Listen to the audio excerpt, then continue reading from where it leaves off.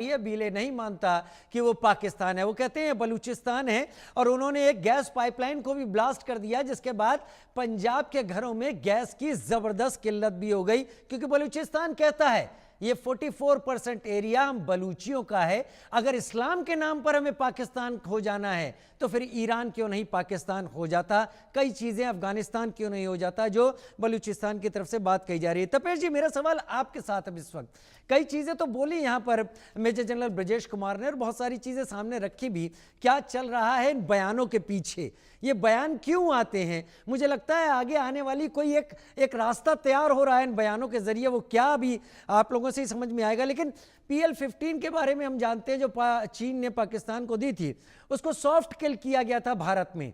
उसका क्या रिपरकशन होगा आगे चलकर स्ट्रेटेजिकली, वो बाद में पता चलेगा। लेकिन चीन की पहुंच CPEC के जरिए जो काशगर से ग्वादर तक है, पाकिस्तान के इन इलाकों तक, अंदर तक तो है, POK में भी है और बाकी इलाकों में भी है। आपको लग रहा है ऑपरेशन सिंदूर में लड़ा तो पाकिस्तान, लेकिन चीन ने अपने वेपन जमकर टेस्ट किए?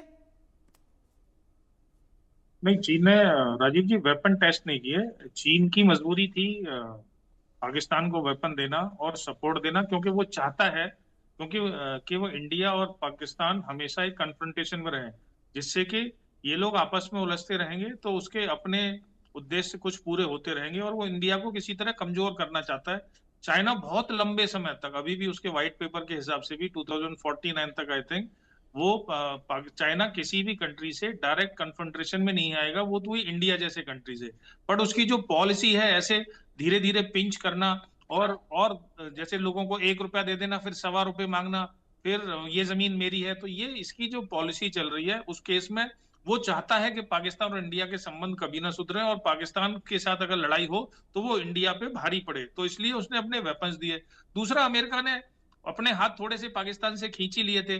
पाकिस्तान शुरू से ही मिलिट्री पावर्ड देश रहा है, और उसकी टेक्नोलॉजी मिलिट्री इतनी खराब नहीं है, मिलिट्री भी और टेक्नोलॉजी भी। और उसने हमेशा कोशिश की है कि चाहे वहां भुखमरी आ जाए, लोगों को खाना ना मिले, लेकिन मिलिट्री इक्विपमेंट वहां होने चाहिए। अच्छा, पाकिस्तान को देगा कौन? तो इसलिए पाकिस्तान ने चाइना से खरीदे। लेकिन इस केस में जो आप PL-15 या बाकी इक्विपमेंट की भी बात कर रहे हैं, इन सबकी पोल खुल चुकी है। और ये भी पॉसिबल है कि चाइना जो अपने लिए माल रखता है वो उसने पाकिस्तान को दिया ही नहीं हो, ये भी खटर पटर चल रही हो। लेकिन लेकिन जो भी इक्विपमेंट पाकिस्तान के पास थे, चाइनीज थे, वो कोई भी ना तो हमारे एयरक्राफ्ट को इंटरसेप्ट कर पाए, ना मिसाइल्स को इंटरसेप्ट कर पाए। तो ये हमारे लिए बहुत बड़ी जीत है। और उनके जो इक्विपमेंट हमारे ऊपर आके गिरे, चाहे वो पाकिस्तान के इनबिल्ट इक्विपमेंट थे खुद के इंडिजिनस, और या चाइनीज इक्विपमेंट थे, वो हमारे ऊपर कोई डैमेज नहीं कर पाए। एक्चुअली जो मीडिया में जो रिपोर्ट्स आ रही हैं, वो के एक फतेह मिसाइल दिल्ली की तरफ आई थी, या सिर्फ ड्रोन्स आए थे, क्योंकि ड्रोन्स तो फिर भी पिकअप किए मीडिया वालों ने, और कुछ न्यूज भी आई। मैं आपको बता रहा हूँ inside story, number of missiles have come here in India. बहुत सारे मिलिट्री टारगेट्स पे मिसाइल्स आई थी। तो या तो वो एक आध गिरी इधर उधर, तो वो उसने कोई डैमेज नहीं किया जो एयरफील्ड से या मिलिट्री इंस्टॉलेशन से आसपास में गिरी, और जो टारगेटेड थी मिलिट्री इंस्टॉलेशन के लिए, most of them were intercepted. तो अगर हम इसमें दोहरी मार पड़ी, एक तो आप हमारे वेपन्स को इंटरसेप्ट नहीं कर पाए, दूसरे आपके जो वेपन्स थे हमने उसको इजीली इंटरसेप्ट कर लिया। अब इनको ये ब्रह्मोस का डर क्यों सता रहा है, या ब्रह्मोस क्यों इतना बड़ा वेपन हो गया? देखिए, ब्रह्मोस जो है ऑलमोस्ट 300 kg का वॉरहेड लेके जाता है, ठीक है, 3 टन का वजन है।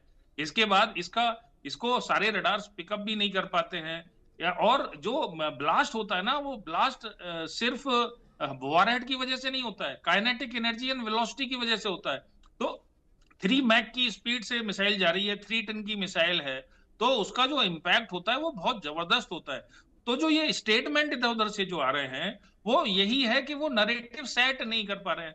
वो ये जो नरेटिव अभी जो सुनने में आया है, वो शायद यही है, क्योंकि हर जगह ये बात आ गई है इंटरनेशनल मीडिया में कि एक न्यूक्लियर पावर्ड नेशन को इंडिया ने न्यूक्लियरली डिसेबल्ड कर दिया था उस समय पे।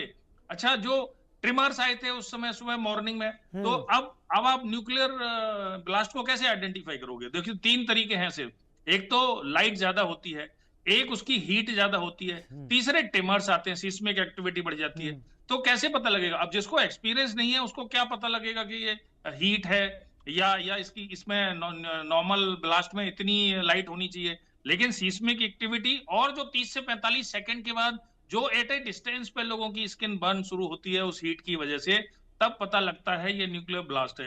तो लेकिन वो साइड इस बात को छुपाना चाह रहे हैं, मुझे लग रहा है कि हमारे ऊपर न्यूक्लियर अटैक था, या 30 से 45 सेकंड में हमारे ऊपर अगर इंडिया ने न्यूक्लियर अटैक कर दिया होता तो हम भी कर देते, पर ऐसा नहीं है। उन्होंने तो सोचा भर था। अरे मैं बोल रहा हूँ ना, किराना हिल्स पे हमारी मिसाइल ऐसे जाके नहीं गिरती हैं। ठीक है, एयर मार्शल भारती ने जो भी बोला या जिसने भी बोला, हम बहुत सारी चीजें नहीं बोलने की होती, पर मैं तो बोल सकता हूँ ना, मैं तो रिटायर्ड हूँ। ऐसे थोड़ी कि किसी को चगाई हिल्स और वहां पे, अब आप देखिए पॉलिसी कि जहां पे F-16 खड़े हुए हैं, कैसे वेपन आप ले जा सकते हो? या तो F-16 से ले जा सकते हो, आप मिसाइल से ले जा सकते हो। तो आपने उस मिसाइल साइट को भी अटैक किया, आपने F-16 भी अटैक कर दिया, और आपने उसका एंट्री एग्जिट भी बंद कर दिया, तो कर लो, कहां से करोगे? और उसके बाद जो ट्रिमर्स आए होंगे, वो ट्रिमर उनके दिमाग में आज तक घूम रहे हैं कि वो ट्रिमर क्या था, और इसीलिए तरह तरह की बयानबाजी दे शुरू हो रही है। किसी यस को समझ में नहीं आ रहा है इसको यस कैसे सामने यस रखा देयर जाए। वर रिपोर्ट्स थी कि 3 ट्रेमर्स आए थे, लेकिन आईएईए ने ये कहा कि नो